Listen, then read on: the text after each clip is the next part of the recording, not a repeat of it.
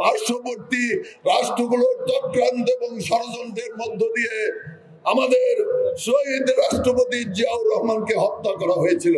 শহীদ রাষ্ট্রপতি জিয়াউর রহমান তিনি ভেবেছিলেন এই বাংলাদেশের উন্নয়ন করতে হলে তলাবিহীন ছুরিকে বাংলাদেশের উন্নয়নের অগ্রদূত বানাতে হলে বাংলাদেশের কৃষি উন্নয়নের উন্নতি করতে হবে।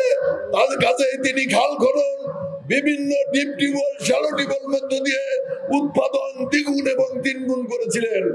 উৎপাদন ব্যবস্থাকে তুঙ্গে নিয়ে গিয়েছিলেন, তলাবিহীন ঝুড়িকে বাংলাদেশকে মজবুত করেছিলেন। সেই জিয়াউর রহমান যখন কল কারখানা করে শিল্প উৎপাদন করার জন্য চেষ্টা করলেন, ঠিক সেই মুহূর্তে পার্শ্ববর্তী রাষ্ট্রগুলোর চক্রান্ত এবং ষড়যন্ত্রের মধ্য দিয়ে আমাদের শহীদ রাষ্ট্রপতি জিয়াউর রহমানকে হত্যা করা হয়েছিল। আপনাদের নিশ্চয় মনে আছে, নিশ্চয় মনে আছে আপনাদের। সেই জিয়াউর রহমান হত্যার পরে বাংলাদেশ জাতীয়তাবাদী দলের হাল ধরেছিলেন খালেদা জিয়া এবং পরবর্তীতে হাল ধরেছেন তারেক রহমান সাহেব।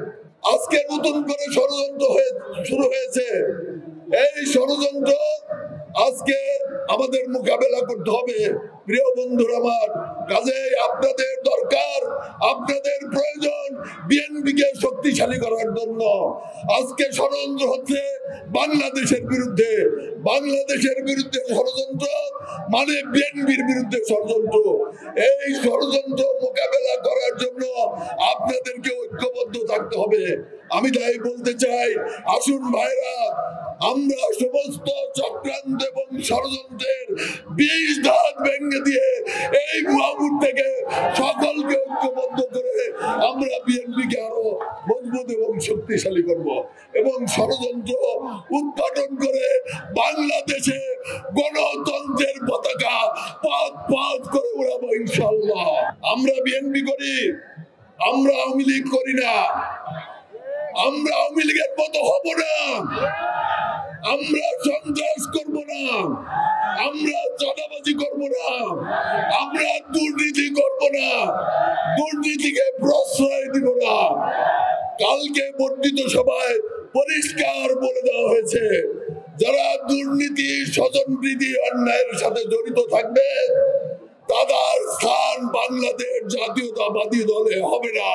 আমাকে রিমান্ডে নিয়ে কোর্টের বারান্দায় ফেলে রেখেছিল, সেই সময় আমার মৃত্যু হয়ে গেছে। আবার শেখ হাসিনা ফাঁসিতে ঝুলিয়ে 8 বছর একটি ফাঁসির ছেলে আমাকে রেখেছিল। রাতে দেখতাম শুয়ে আছি, আমার পাশের রুমের লোকটাকে নিয়ে যাওয়া হচ্ছে ফাঁসি দেওয়ার জন্য।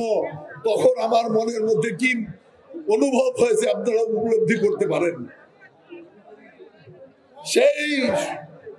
এই কারণেই বলতে চাই, আমার মৃত্যু তখন হয়ে গিয়েছে, এর আগে আমার মৃত্যু হয়ে গিয়েছে। এখন যে আব্দুল সালাম জীবিত আছে, যে আব্দুল সালাম বিট্টু জীবিত আছে, সেই জীবিত আব্দুল সালাম বিট্টু হচ্ছে জিয়াউর রহমানের আদর্শ।